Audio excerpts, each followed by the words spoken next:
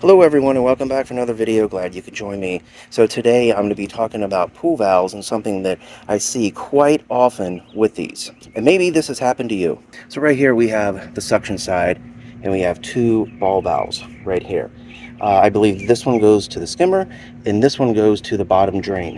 And we have our cartridge filter right there, and off of that we have a three-way valve right here. Now this pool has a good setup, has good circulation and good filtration, and that's what we're looking for. Now what these pool valves do, regardless of whether it's a ball valve, a two-way valve, three-way valve, any type of valve like that, what these valves do is allow us to control the direction of the water.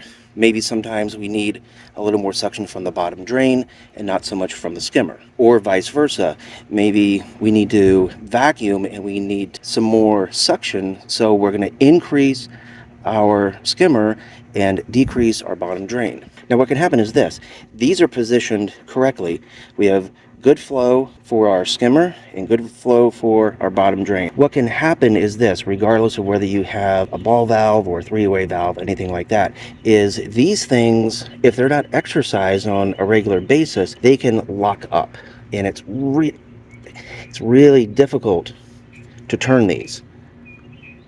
Like I'm pushing pretty hard. I don't want to break the wings off because it's not my pool, it's customer's pool. But I'm twisting and it's just not moving. Now the same is true for our three-way valve right here. Let me just loosen up. See, I can't even, there you go. I'll loosen up the knob and this thing is just not moving at all. It can barely, I'm twisting pretty good. It can just barely move like that. Pool valves are not like, our kitchen sink where we flip it up and down 50 times a day. Once you have good circulation and filtration, these valves are rarely turned. And what can happen is that these can seize up. People will just leave them for 8, 9, 10, 15 years in this position.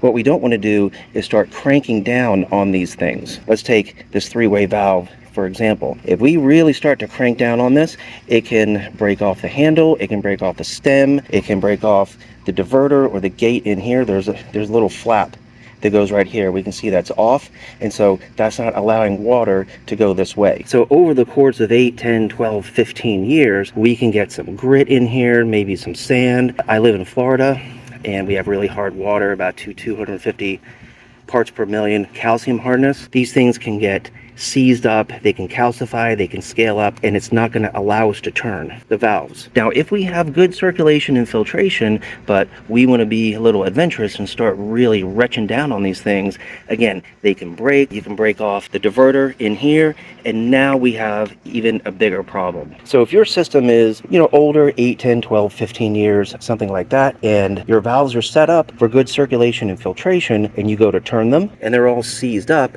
my advice is just leave them alone. If they're not leaking and you have good circulation and filtration in your system, just leave the valves alone. Now, if they do start leaking a little bit, you can remove this tightening knob. This comes off.